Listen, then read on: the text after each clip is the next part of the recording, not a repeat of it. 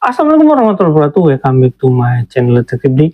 Ya teman-teman, kita lanjutan lagi ngebahas tentang obong stick yang menjadi cikal bakal warung stick. Nah, kenapa kita bicara ini? Karena ini terkait dengan, ya, kita bisa memahami teman-teman yang investasi batubara itu mengkaitkan ini ya, walaupun mungkin salah satu yang bisa katakan mengkaitkan itu adalah bergabungnya Yusuf Mansur di warung stick.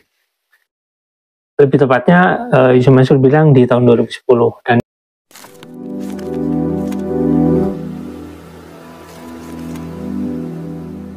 itu terkonfirmasi dengan banyak video ya yang saya temukan juga, selain teman-teman yang lain juga menemukan itu.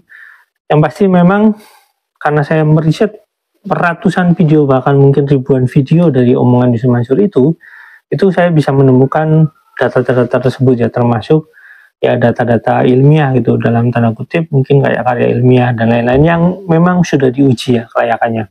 Nah, kita akan melanjutkan tentang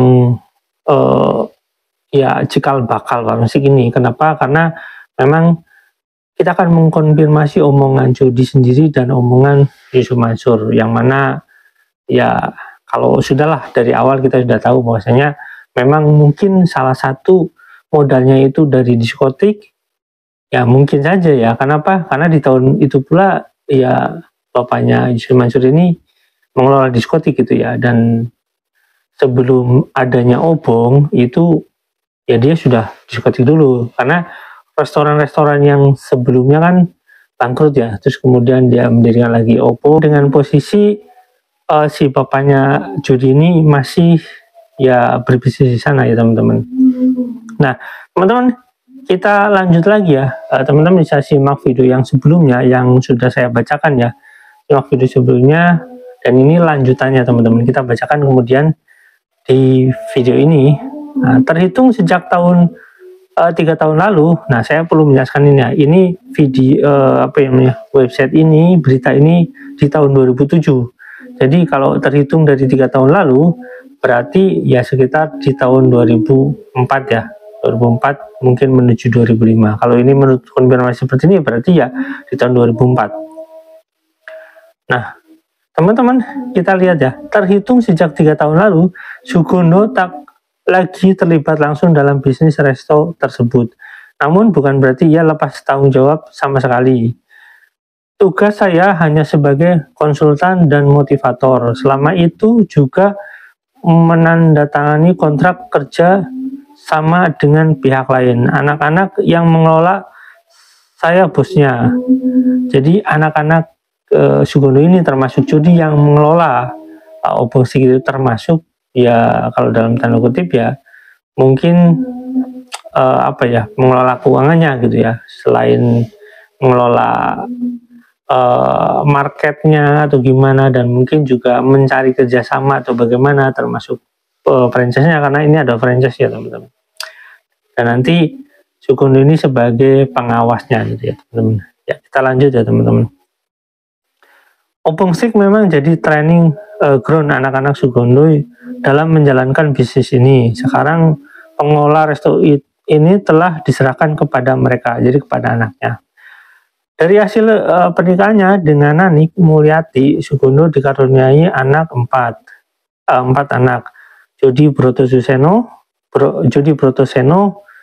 Jonet Herjuno, Joyce Silawati, dan Jarod Jatmiko.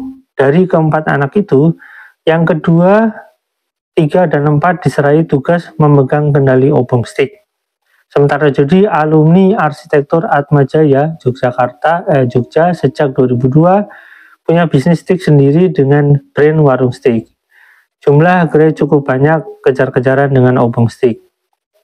Sebelum buka warung stick, saya banyak belajar dari bapak dalam mengelola obong stick. Jadi jelas ya teman-teman.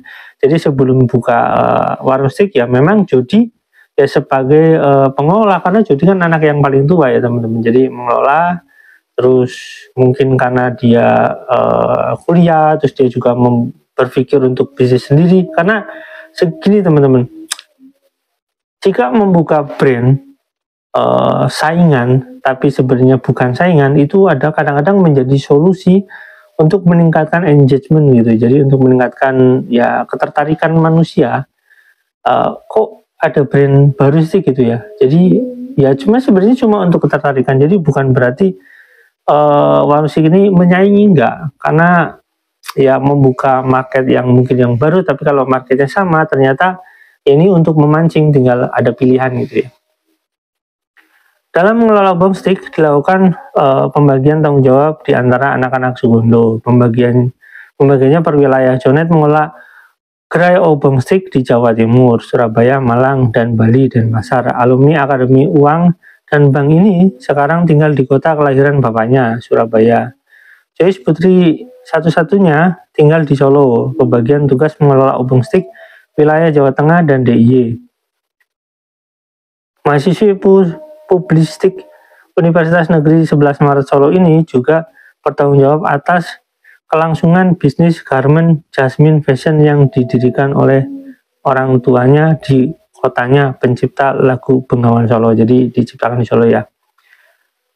Adapun si bungsu Jarot semenjak duduk di bangku SMA di Jakarta sudah dipercaya memegang Obongsteak di sekitar Jabodetabek, Jawa Barat. Yang menarik, jumlah gerai di wilayah pengawasan Jarot cukup banyak karena ada di beberapa kawasan seperti di Cinere, Bogor, Depok, Buaran, dan Jatiwaringin. Nah, ini teman-teman penting ya. Selain menginspirasi anak-anaknya berbisnis selama ini, Sugondo juga telah banyak memberikan lapangan pekerjaan bagi keluarga besarnya dengan melibatkan mereka sebagai manajer gerai. Contohnya, Abian TH yang menjadi manajer Obongsteak di Jogja adalah adik kandung dari istri Sugondo. Jika tidak ada keluarga, mereka menyerahkan pekerjaan kepada orang yang luar yang dipercaya. Nah teman-teman, jadi kan jelas ya, cikal bakal warung musik itu ya sebenarnya cuma pengembangan dari Obong aja dengan pilihan. Jody ini mungkin ya udah kamu buka brand sendiri, ini modalnya gitu ya, dan ya otomatis di saat itu Jody itu ya bukan orang miskin ya teman-teman. Kenapa nggak ibaratnya nggak berdarah-darah? Karena posisinya itu ya posisinya sedang maju ya teman-teman. Artinya untuk memberi anaknya semacam modal gitu ya untuk mendirikan satu brand yang sama, dan itu sangat mudah karena tinggal copy paste, tinggal ganti nama, ya itu gampang gitu ya teman-teman. Jadi bukan orang miskin yang diciptakan seperti Jody, tapi ya sudah, nanti kita lanjut lagi karena nanti akan kita compare ya teman-teman. Kebanyakan yang menjabat sebagai manajer memang masih keluarga sendiri, ujar Abian. Namun untuk tertib administrasi dan manajemen, setiap manajer di gerai dibantu 3 kepala bagian keuangan, belanja, dan stok barang. Masing-masing memiliki tanggung jawab sendiri yang tidak boleh dirangkap. Tujuannya untuk mengantisipasi kebocoran karena yang pegang uang tidak boleh belanja sendiri, sedangkan yang bertugas mengontrol persediaan stok barang juga ada bagiannya sendiri. Tutur Sugondo. Wirausaha tampaknya makin kuat di tubuh keluarga Sugondo. Setelah Jody sukses dengan warung steak, sang adik juga berusaha mengikuti jejaknya. Belakangan Joyce membuka Sepiring Cafe, sementara Jonet yang ada di Surabaya mengibarkan benderanya Kampung Steak. 3 tahun lalu jumlah gerai Kampung Steak baru 9 tersebar di Jateng dan Jatim.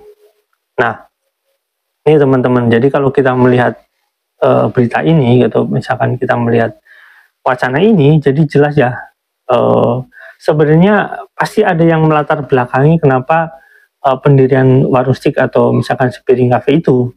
Karena mungkin gini teman-teman, karena mungkin modal dari Obong Steak ini nanti ada ya franchise gitu ya, dan itu membuat mereka punya keterbatasan dalam arti mungkin cuma sekedar memberi lisensi Obong gitu, dan mereka cuma mengambil bagian sedikit, sehingga mereka perannya sedikit di sana untuk mengembangkan itu.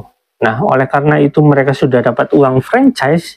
Intinya gini, mereka jualan franchise nih, misalkan mereka mematok harga franchise-nya itu 1 miliar, misalkan mereka mendapat benefit review atau misalkan keuntungan pertama gitu ya dari Dari itulah keuntungan pertama dari franchise-nya itu misalkan 300. Bayangin aja kalau 10 itu udah 3 miliar. Jadi mereka akan sangat mudah untuk membuka usaha baru. Nah, tapi intinya ini penting ya teman-teman. Tapi karena memang mereka ingin mengalihkan aset dengan tanda kutip ya, ingin mengalihkan aset dengan sesuatu yang baru yang nggak berkaitan dengan Obongsi. Karena apa?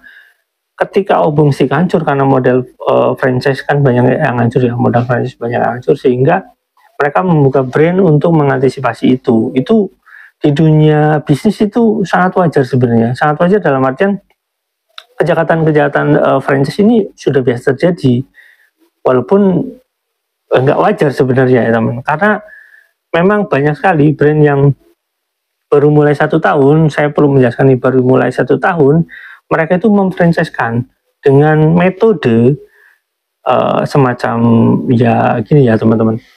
Kalau brand ini sebenarnya nggak terlalu laku, atau misalkan brand ini laku tapi baru 1 atau 2 ya teman-teman, laku baru 1 atau 2, terus mereka kembangkan di medsos melalui media sosial ya, digembur-gemburkan gitu, terus kemudian mereka membuka franchise, padahal mereka tahu bahwasanya ya mungkin brand ini nggak akan bisa berkembang banyak di luaran kota, karena mungkin bisa terbatas di pusat kota aja yang padat penduduknya bisa dihitung gitu ya. Sementara yang misalkan kayak di luar Jabodetabek, misalkan di Jawa Tengah yang kepadatan penduduknya kadang sulit dihitung karena rentangnya ada yang padat, ada yang tidak padat, sehingga perkembangan sebuah usaha itu akan sulit ya untuk dilihat.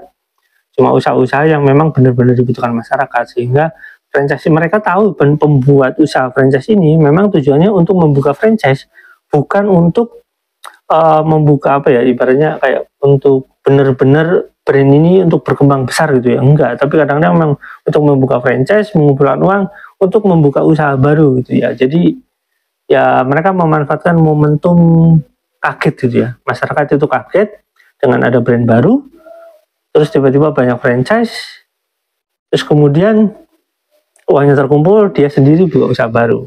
Nah teman-teman mungkin bisa melihat dari satu bisnis yang booming, benar-benar booming ya, terus kemudian tiba-tiba hancur gitu ya. Teman-teman bisa lihat mie ya, saya pakai bahasa bahasa inisial aja ya gitu ya, biar teman-teman bisa nebak sendiri. Mie gitu ya. Pokoknya mie gitu ya, teman-teman bisa melihat yang temboknya atau pelangnya itu biasanya warna hitam. Nah, begitu ya teman-teman. Jadi saya rasa mereka pemain gitu ya, maksudnya ya mungkin semua pengusaha kayak gini pemain ya, tapi saya rasa mereka pemain yang sangat memahami konteks ini gitu ya. Sehingga teman-teman kalau mau franchise ya benar-benar yang perusahaan ini yang sudah ya lama sekali gitu ya, yang udah lama sekali, dan itu terbukti mereka kuat brandnya gitu ya. Biasanya kalau yang franchise kepada brand yang sangat lama, yang sangat kuat, mau itu restoran, mau itu minimarket, biasanya tanggung jawabnya akan lebih besar karena mereka benar-benar memang membuka market gitu ya, bukan membuka peluang franchise yang kemudian ditinggalkan setelah mendapat ya benefit gitu ya teman-teman. Nah ini sebagai pembelajaran ya teman-teman. Sampai sini jangan lupa like, subscribe, dan komen. Jangan lupa juga share. Wassalamualaikum warahmatullahi wabarakatuh. Bye.